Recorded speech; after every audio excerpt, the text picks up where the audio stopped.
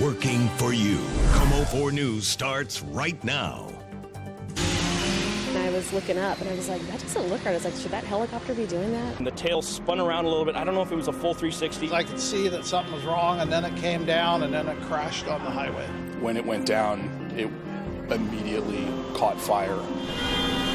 This has been a dark and devastating day for our community and all of us here at KOMO. Boom, it just blew up, everything, devastating. Two of our colleagues, photographer Bill Strothman and pilot Gary Fitzner, died when the KOMO News helicopter crashed.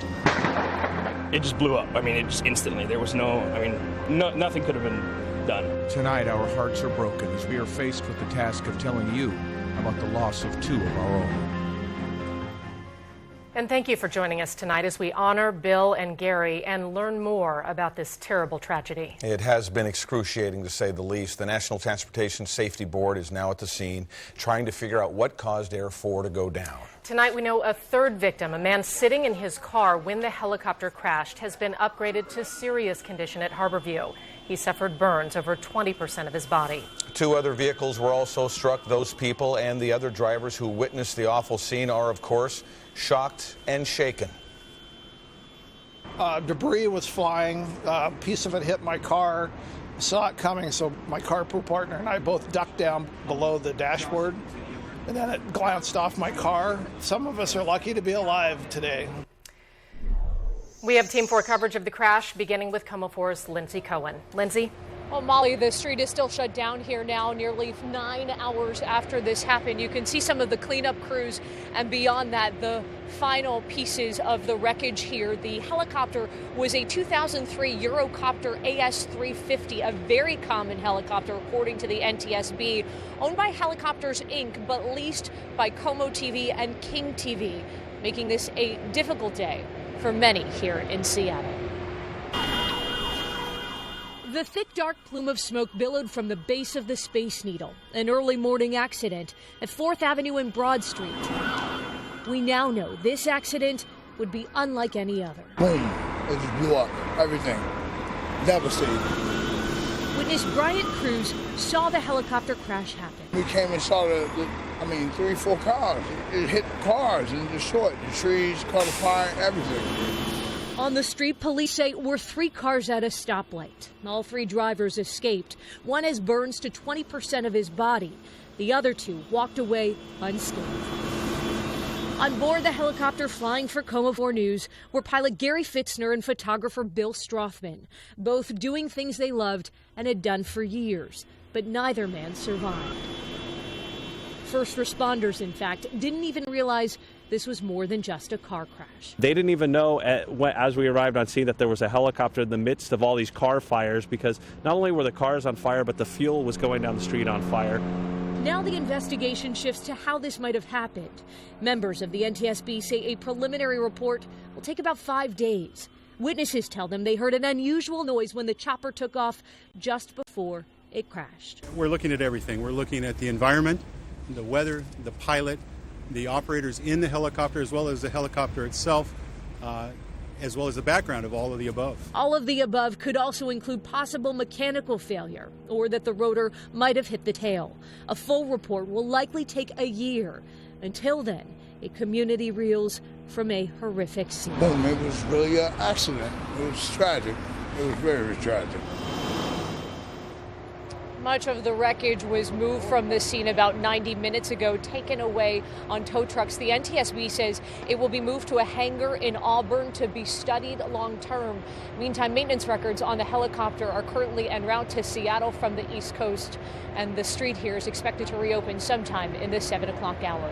Reporting live tonight in Seattle, I'm Lindsay Cohen, KOMO 4 News. Thank you, Lindsay. We've been watching all day long. Still so difficult to see that video. Many of our friends and coworkers witnessed the crash from the windows of our building right here at Fisher Plaza.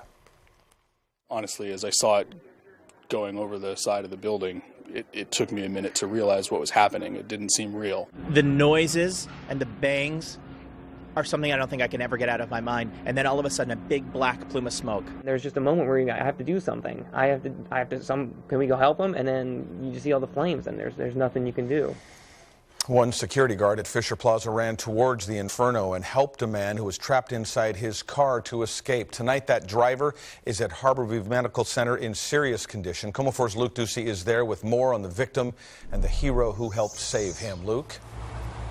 Yeah, good evening, everybody. Right now, as we speak, Richard Newman is in the intensive care unit, as you said, in serious condition. We're told he suffered burns on his lower back, on his arms, and on his torso. He was on fire when he escaped his burning car until a security guard at Fisher Plaza tackled him and put those flames out. That could have been our building. Holy Home video recorded seconds after impact from atop a construction crane. Flames stretched the length of Broad Street. Then, moments later, he's alive. He's on fire. Somehow, 38-year-old Richard Newman emerged from his car, his clothes on fire, and right there you can see Fisher Plaza security guard Brian Post ran after him. I used my hand at first and then his jacket just to get the flames out. Brian, a former police officer, tells me he tackled Newman to the ground, the heat from the wreckage unbearable. There's a lot of popping and small explosions. Next, he knelt by Newman's side, comforting him until paramedics arrived. No, I tried to talk to him, and he wasn't responsive. He was breathing, kind of struggling. The burns that he suffered are second and third degree. Harborview spokesperson Susan Gregg says Newman suffered burns on 20% of his body. The impact and explosion also cut his head and broke his rib. His family rushed here from Bellingham. And he's got family here and his partner, so, they're here. They are obviously shocked, just like everybody else. From the time Air 4 crashed to the time Newman escaped his car, about a minute and a half passed. That's right. He sat trapped inside his burning vehicle 90 long seconds. It was pretty intense. Brian rushed to the scene to help, but never expected anyone could survive. Many might consider him a hero for helping the victim, but for Brian, the victim miraculously saved himself. It was just a will to survive, to get out of the car and get away from the flames. That was it.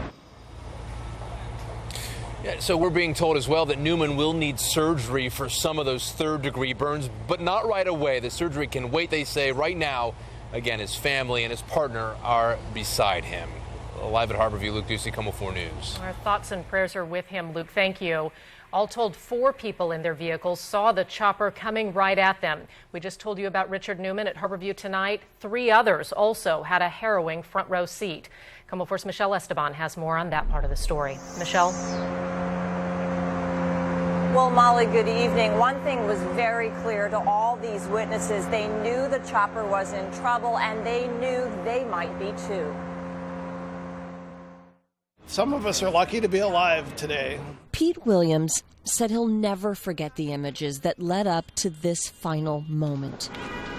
He saw everything from his driver's seat, just 4 car lengths back from where the chopper crash landed. Debris was flying. A piece of it hit my car. I saw it coming, so my carpool partner and I both ducked down below the dashboard, and then it glanced off my car. The Washington State Ferry captain was just 1 block from work when his carpool buddy and co-worker, Donna Wharton, first noticed trouble. Road, and I was looking up, and I was like, that doesn't look right. I was like, should that helicopter be doing that? I was like, something looks off, and then he's like, no, it shouldn't. And then right then it just came down and it hit. Williams said the chopper nosedived off our rooftop launch pad. He could see the pilot struggling to correct it. It was unstable. It was pitching and going up and down. It was like its tail wobbled, so it did like a couple tail spins, and then the nose was coming down a little bit more, and then it just swooped down and hit. Pete slammed on his brakes to back up. He and Donna ran to a woman whose car was damaged by the debris and on fire. She blamed herself for making a coffee run, insisting normally she wouldn't have been at this spot. On the other side of the crash site, a driver, likely uncertain of what happened behind her, bolts from her car and then runs back to drive to a safer spot. Dozens of witnesses watched in horror as a man on fire runs for cover. Flames from the crash charred every inch of his pickup. His jacket's on flames, he's on fire, he's trying to get it out, he's rolling on the floor, and then I see firemen helping him get it out. Pete Williams speaks for so many that it's worth repeating. Some of us are lucky to be alive today. Witness Pete Williams, you just saw there, told me he is certain that tree branches actually hit his vehicle, possibly from this tree, perhaps clipped